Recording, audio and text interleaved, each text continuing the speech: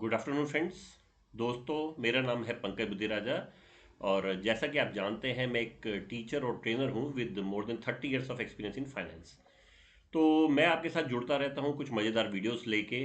तो ये वीडियोस आते कहाँ से हैं? तो दोस्तों, क्या है कि मेरे कुछ क्लासेस वगैरह रहती हैं, कुछ दोस्त हैं, कभी कभी बात करते हैं, तो मेरे को लगता है कुछ टॉपिक्स हैं जो कि जनरली लोगों के साथ शेयर किए जाने चाहिए। तो इन्हीं पे है मैं वीडियोस बनाता हूँ और आप लोगों के साथ शेयर करता हूँ, स्टॉक मार्केट से रिलेटेड, फाइनेंस से रिलेटेड, इन्वेस्टमेंट से रिलेटेड। तो यदि आपको ये अच्छे लगते हैं तो मेरा रिक्वेस्ट है कि आप इन्हें देखिए और अपने दोस्तों और रिश्तेदारों के साथ शेयर कीजिए और जो है उनको बोलिए कि वो मेरे चैनल को सब्सक्राइब करेंगे, and I will be highly thankful for that. तो आज दोस्तों टॉपिक है एक असेट्स लाइबिलिटी मैनेजमेंट का। जैसा कि मैंने एक पहले वीडियो में बड़े डिटेल में डिस्कस किया था। असेट मतलब संपत्ति। संपत्ति मतलब ये कि आपका बैंक में कितना पैसा पड़ा हुआ है, आपके पास जो मोबाइल है, आपके पास जो लैपटॉप है, आपके पास जो कार है, जो घर है, शेयर्स में जो आपका पैसा लगा है, म्यूचुअल फंड में पैसा लगा है, ये सब आपकी संपत्ति, आपके असेट है।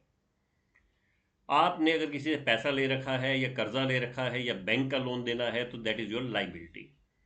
आपकी नेटवर्थ है असेट माइनस लाइबिलिटी, यानी कि आपकी संपत्ति माइनस आपकी देनदारी। संपत्ति ज़्यादा होगी तो आप अमीर होंगे, अगर देनदारी ज़्यादा होगी तो आप गरीब होंगे। तो आपको छोटी उम्र से ही असेट लाइबिलिटी मैनेजमेंट के बारे में जानना चाहिए। तो ये आइए दोस्तों, ये कैसे होता है और कैसे मैनेज किया जाता है। जब हम छोटी उम्र में होते हैं, जब हम नई नई नौकरी लेते हैं तो बहुत सारे शौक होते हैं। नई गाड़ी ले लेते हैं, नया घर ले लेते हैं, नया मोबाइल लैपटॉप लेते हैं। और आजकल ज़्यादातर चीज़ें बड़े सस्ते से जो है वो ईएमआई पे या फाइनेंस पे जो है वो मिल रही हैं। तो इसने एक कंज्यूमरिस्ट कल्चर बना दिया है कि ज़्यादा से ज़्यादा चीज़ें लो और अपना ईएमआई भरते चले जाओ। मैं इसे गलत नहीं कहता। ठीक है, चीज़ों की भी ज़रूरत है और घर की ज़रूरत तो सभी को है, गाड़ी भी आजकल बेसिक नेसेसिटी हो गई है और फ़ोन और लैपटॉप भी जो है आजकल बेसिक नेसेसिटी हैं। तो परंतु अगर आप लाइबिलिटी लेते हैं तो उसको मैनेज करने के लिए आपको असेट्स का भी साथ सहारा लेना चाहिए। तो आप ये कैसे कर सकते हैं?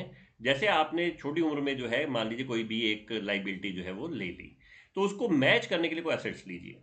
जैसे आपने कार लोन लिया और उसकी एक ईएमआई आ गई, या पर्सनल लोन लिया, 5-7 साल का जो है आप लोन्स लेते हैं।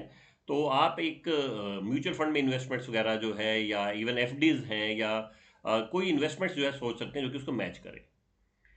आपने एक घर लिया और उसकी जो है एक 20 20 साल की या 25 साल की, आजकल तो उससे भी बड़े लोन्स मिलते हैं लॉन्ग टर्म के लिए।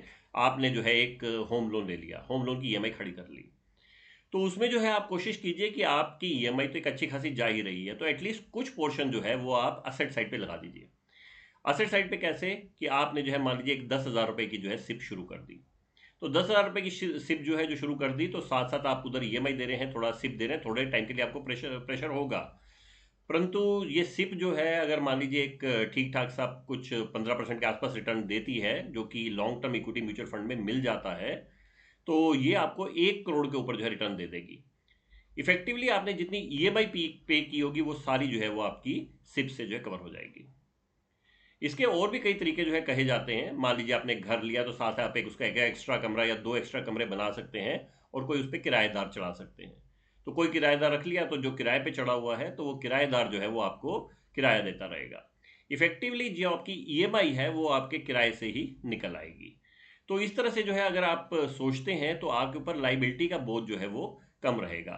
वरना तो अगर आज आप देखते हैं तो चारों तरफ जो है लोग ईएमआई के बोझ के तले दबे हुए हैं। और हम बोलते हैं पुराने जमाने में सेवक और गुलाम वो लोग होते थे जिनके पाँव में बेड़ियां होती थी। आजकल वो लोग हैं जिनके पाँव में ईएमआई की बेड़ियां पड़ी हैं। तो इस चक्कर से जो है जितना अच्छे से मैनेज कर पाएंगे उतना सुखी रहेंगे, अन्यथा दुखी रहेंगे। तो इसके बारे में ज़रा सोचिएगा, जब भी आप कोई लॉन्ग टर्म लोन ले रहे हैं तो कैसे उसको जो है इस लाइबिलिटी को एसेट से मैनेज कर सकते हैं। ये आपके डेफिनेटली काम आएगा। तो आज के लिए दोस्तों इतना ही। फिर मैं एक नया टॉपिक लेके आपके साथ जुड़ूंगा। Thank you friends, thank you for joining.